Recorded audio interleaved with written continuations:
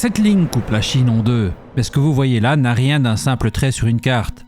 C'est probablement la ligne la plus importante du pays. Cette ligne, c'est la Raihe-Tongchong, du nom des deux villes qui la délimitent. Car si elle sépare le pays en deux parties à peu près identiques en superficie, elle divise surtout la Chine selon une différence gigantesque. 94% de la population vit à l'est. Une inégalité tellement extrême qu'elle est visible depuis l'espace. Et a de nombreux impacts. Cette ligne imaginaire, on la doit au scientifique Hu Ruanyang, formé pour l'anecdote à l'Université de Paris et qu'il a créé en 1935. Alors qu'il effectue une analyse démographique du pays, celui-ci décide de tracer une ligne de 5000 km entre la ville de Raihe, à la frontière russe, et la ville de Tongchong dans la province du Yunnan à la frontière avec le Myanmar. Et là, il remarque un déséquilibre colossal.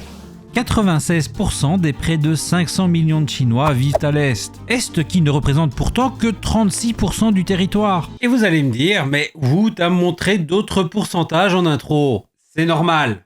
Car en 1935, la Chine n'intègre pas du tout les mêmes frontières. Elle ne reconnaît notamment pas l'indépendance de la Mongolie et l'inclut dans toutes ses stats et toutes ses cartes. La Chine reconnaîtra finalement cette indépendance en 1945 dans un traité signé avec l'URSS. Et si le changement de pouvoir en 1949 n'y changera rien pour la République populaire de Chine, le gouvernement de la République de Chine, exilé à Taïwan, annulera lui ce traité en 1953. Résultat, l'île continuera d'utiliser des cartes incluant la Mongolie jusqu'en 2002, et même encore aujourd'hui pour ses forces armées et dans sa constitution. Mais même aujourd'hui, alors qu'on exclut la Mongolie, et que la population a grimpé jusqu'à 1,4 milliard, le ratio reste à peu près le même, 94% à l'est et seulement 6% à l'ouest. Enfin, je dis seulement, mais ça représente quand même 84 millions d'habitants, soit les populations de la France, de la Belgique, plus la moitié de la population suisse. Et ce ne sont pas les différents plans pour moderniser l'Ouest qui ont fait changer les choses. La politique de l'enfant unique non plus. Pourquoi je dis ça ? Parce qu'une particularité de cette ligne, dont on n'a pas encore parlé, c'est que la majorité des 56 ethnies minoritaires reconnues en Chine sont originaires de l'Ouest. Et ces minorités, elles avaient pour beaucoup un avantage durant la politique de l'enfant unique. The single-child policy is actually a 1, 2, or 3-child policy here. While some couples are limited to the standard 1, if you're an ethnic minority like the Hui people here, then you can have 2. And if you're Hui and living in the countryside, it's up to 3.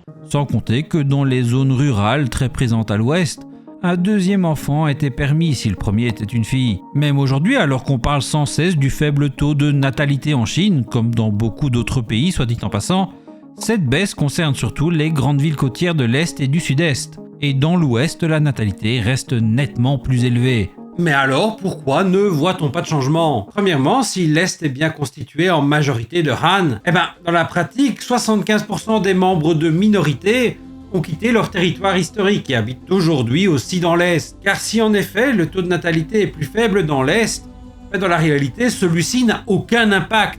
Car la différence est tellement énorme que le taux de naissance reste plus élevé dans l'Est. Et la dernière raison, c'est que les habitants de l'Ouest continuent de partir travailler dans les grandes métropoles de l'Est et font partie des fameux travailleurs migrants.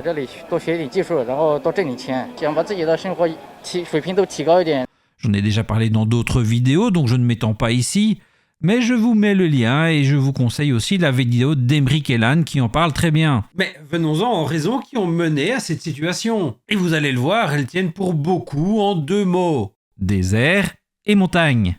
Au sud-ouest, on trouve en effet le plateau tibétain, aussi appelé plateau Qinghai-Tibet.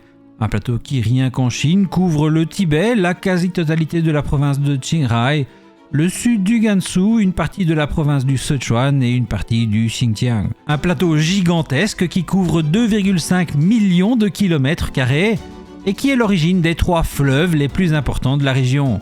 Le fleuve jaune, le Yangtze et le Mekong. Mais si ces fleuves ont permis la naissance de civilisations entières, le plateau, lui, est loin d'être hospitalier. Avec 4500 mètres d'altitude en moyenne et donc un froid intense et un taux d'oxygène réduit de moitié par rapport au niveau de la mer. Et c'est pas de chance, hein, mais la ligne de roue, elle passe juste à l'est de ce plateau. Et pour couronner le tout, le plateau est bordé par de nombreuses chaînes de montagnes. On retrouve notamment au sud une chaîne de montagnes dont vous ne pouvez pas ignorer le nom, hein, Esprit Kaizen, tout ça. Oui, je parle bien sûr de l'Himalaya, mais aussi au nord par les monts Kunlun, une chaîne bien moins connue chez nous, mais qui est un peu dans la culture chinoise, l'équivalent de l'Olympe dans la mythologie grecque, mythologie selon laquelle elle abriterait ainsi le palais de l'empereur de Jade, et serait le point d'origine de la civilisation chinoise. Mais si je me permets de douter de cette mythologie, c'est bien la naissance du plateau et de ces chaînes de montagnes qui va mener à la naissance de non pas un, mais de 2 déserts qui couvrent l'ouest de la Chine. En effet, l'Himalaya crée une véritable barrière qui empêche aux moussons d'atteindre l'autre côté de la chaîne. Résultant de fortes pluies côté mer et océan, mais ce phénomène entraîne de l'autre côté de la chaîne et donc dans ce cas du plateau, ce que les scientifiques appellent l'ombre pluviométrique. Par analogie à l'ombre créée par la lumière, hein. On le savait tous. Bien sûr que moi je le savais avant cette vidéo. L'effet de celle-ci est un vent qui se réchauffe et s'assèche en redescendant le long des montagnes, causant les climats arides qui vont amener aux conditions pour la création premièrement du désert du Taklamakan, l'une des plus grandes mers de sable au monde, mais aussi plus à l'est du désert de Gobi, le 6e plus grand désert du monde quand même. 2 déserts dits froids, capables d'atteindre 45 degrés en été et moins 40 degrés en hiver à cause des vents glacés venus de Sibérie. Tout ça fait que l'essentiel des terres cultivables du pays se trouve dans la partie est. De même, économiquement, si l'Ouest est évidemment indissociable de la route de la soie, qui permit le commerce entre l'Europe et l'Asie durant des siècles, il manque aussi à l'Ouest un atout géographique clé dans le développement économique moderne, les voies maritimes. Et Urumqi, la capitale du Xinjiang, est d'ailleurs la ville la plus éloignée de la mer. Une différence qui est devenue d'autant plus importante lorsque Deng Xiaoping a promu plusieurs villes côtières au statut de zone économique spéciale. Des zones aux droits de douane plus faibles et conditions de travail moins contrôlées, et donc plus ouvertes aux investissements étrangers et commerce avec l'étranger. Et oui, on peut le dire plus ouvertement. Au capitalisme. Celles-ci sont initialement habilement situées à proximité de 2 économies de langue chinoise en plein essor économique, Hong Kong et Taïwan. C'est un véritable succès et sans aucun doute ce qui a permis le développement économique de la Chine, et le plan sera petit à petit étendu à de nombreuses villes côtières au cours des années suivantes. Pour ce qui est de l'Ouest, par contre, il faudra attendre 2010 pour que Kashgar, dans le Xinjiang, obtienne ce statut, transformant peu à peu cette ancienne ville clé de la route de la soie, et jusque-là l'une des villes les plus pauvres de la région, même si on reste très loin du succès de Shenzhen. En 2020, ce sera au tour de la ville de Reilly.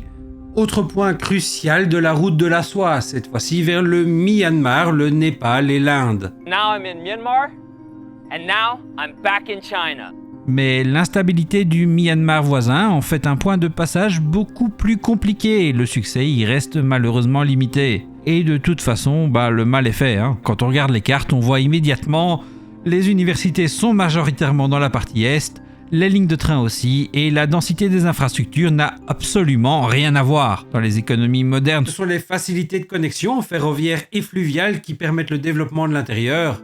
C'est ce qui explique l'essor de villes comme Chongqing ou Chengdu, pourtant proches de la ligne de roue. 2 villes qui ont eu l'avantage d'être favorisées durant l'ère Mao, car elles servaient de lieu de production pour des industries jugées critiques, et pour lesquelles il était donc intéressant d'être loin des côtes pour éviter des attaques potentielles.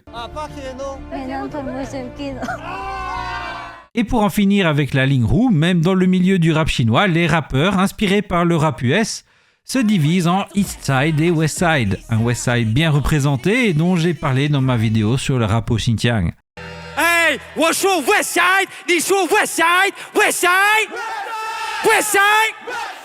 Et si la Chine se divise aussi facilement entre un Est et un Ouest, il existe une autre ligne tout aussi célèbre dans le pays, et qui sépare cette fois le Nord du Sud. Une frontière naturelle et culturelle qu'on appelle la ligne Qingling-Huairhe. Pourquoi ce nom ? Parce qu'à l'ouest, la ligne suit les monts Qin et à l'est, elle descend le long du fleuve Huai. Un tracé simple mais qui correspond presque parfaitement à la frontière maintenue par les Song du Sud face aux envahisseurs Jin. Mais cette ligne marque aussi de nombreuses différences. Premièrement, en termes de climat. Si le nord a un climat tempéré, similaire à la France avec des hivers souvent froids et secs, Le sud, lui, connaît un climat subtropical, voire tropical, dans l'extrême sud en tout cas. Une différence qui impacte, vous vous en doutez, également fortement l'agriculture et l'alimentation de chaque zone. Si le sud produit et consomme énormément de riz ainsi que des fruits tropicaux, le nord produit principalement du maïs, du soja et du blé.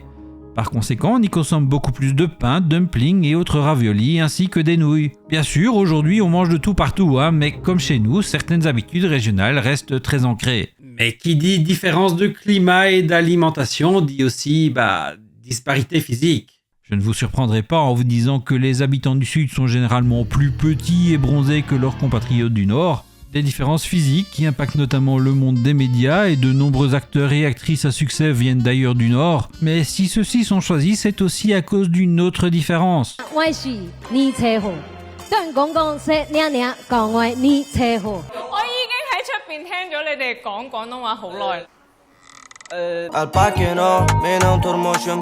Bon, c'était un peu technique. Mais une autre différence, c'est qu'un grand nombre de provinces du Nord parlent mandarin, là où le Sud utilise historiquement de nombreux dialectes. Et si le mandarin est maintenant enseigné partout en Chine, de nombreuses régions ont des accents qui rendent parfois la compréhension difficile. Et donc on donne la priorité à des présentateurs qui sont jugés comme étant sans accent. Encore une fois, un peu comme chez nous, parce que vous connaissez beaucoup de présentateurs de JT avec un fort accent du Sud. Enfin, et pour la petite anecdote, parce que c'est un sujet qui m'a toujours passionné, on retrouve d'ailleurs même cette subdivision dans les arts martiaux avec les styles du Nord faisant une plus grande utilisation de sauts et de coups de pied notamment, là où les points sont privilégiés dans les styles du Sud. Alors, on a parlé pas mal de la Chine, tout ça à partir d'une ligne invisible tracée en 1935. Une simple diagonale qui en dit tellement sur un pays immense, et à la fois si peu. Car évidemment, la Chine est beaucoup plus complexe qu'un simple trait sur une carte, qui cache beaucoup de sa complexité. Cela dit, j'espère que vous avez apprécié cette vidéo. Si c'est le cas, n'hésitez pas à vous abonner ou à au moins mettre un like ou un commentaire.